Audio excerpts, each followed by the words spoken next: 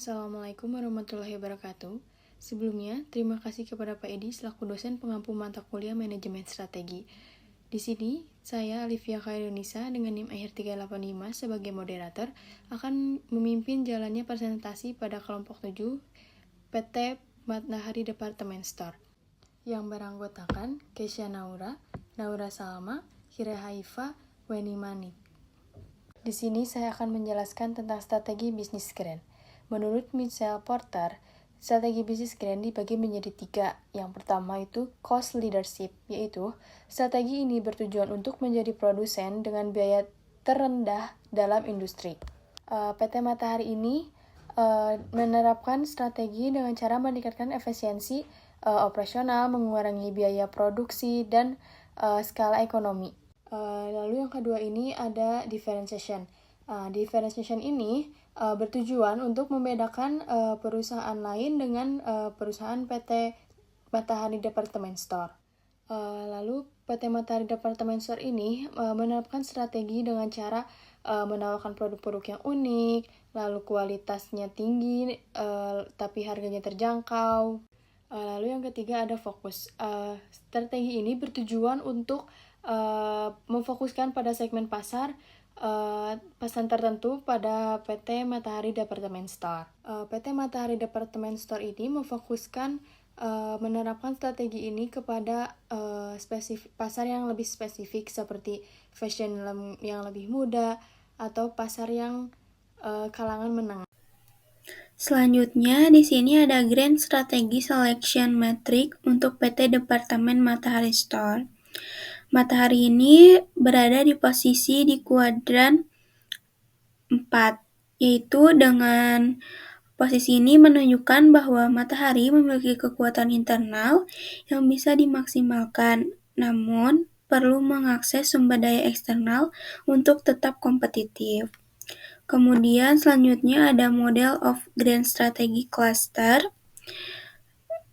Kuadran yang sesuai dengan Matahari Department Store ini yaitu kuadran 4, yaitu Strong Competitive Position and Slow Market Growth. Itu yang berada di posisi kompetitif yaitu cenderung kuat dengan ciri yang dimiliki oleh Matahari yaitu brand sudah dikenal luas secara nasional, memiliki jaringan toko fisik tersebar di Indonesia, dan berbasis pelanggan loyal masih signifikan di segmen kelas menengah, serta pertumbuhan pasarnya yang cenderung lambat, yaitu dicirikan dengan industri retail fisik atau offline sedang melambat karena pergeseran ke e-commerce. Persaingan tinggi dari pemain global, yaitu seperti H&M, Uniqlo, Shopee, and Tokopedia. Dan pertumbuhan konsumsi fashion masyarakat urban relatif stagnan, terutama pasca pandemi. Selanjutnya, strategi multibisnis.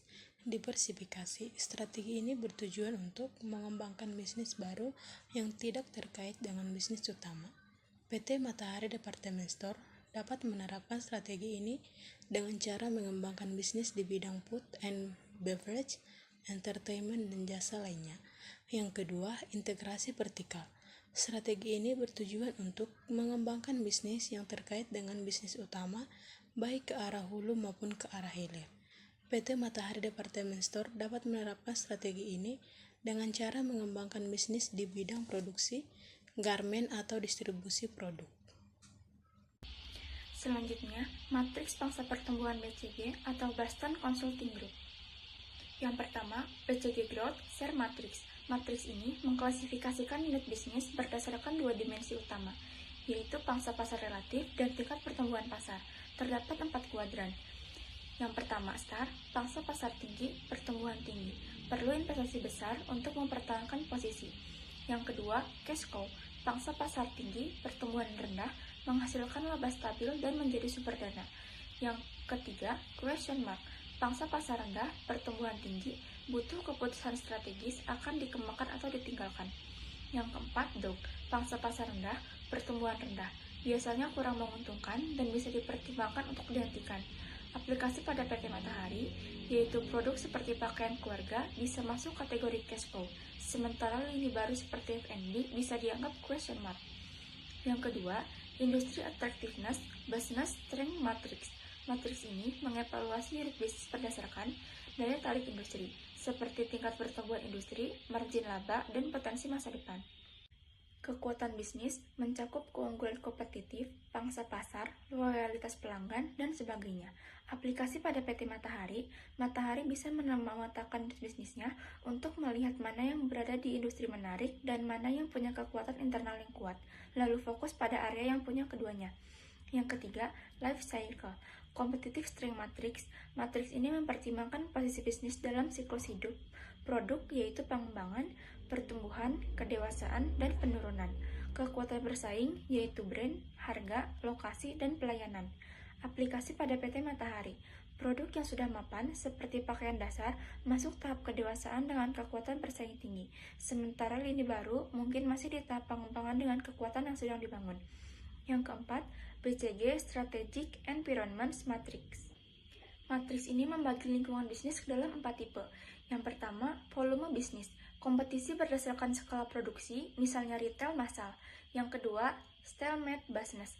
Margin rendah dan pertumbuhan lambat, butuh efisiensi. Yang ketiga, fragmency business. Banyak pemain kecil, peluang diferensiasi tinggi. Yang keempat, spesialis business. Fokus pada keahlian atau kebutuhan khusus. Aplikasi pada PT Matahari, yaitu sebagai pemain besar di industri retail, Matahari sebagian besar berada dalam volume business, maka strategi biaya rendah dan efisiensi sangat penting. Namun, lini seperti produk fashion remaja bisa masuk ke spesialis business karena fokus pada gaya dan tren tertentu.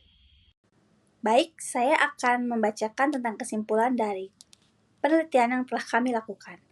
Kesimpulannya adalah, strategi bisnis PT Matahari Department Store mencerminkan pemahaman yang mendalam terhadap dinamika pasar retail Indonesia.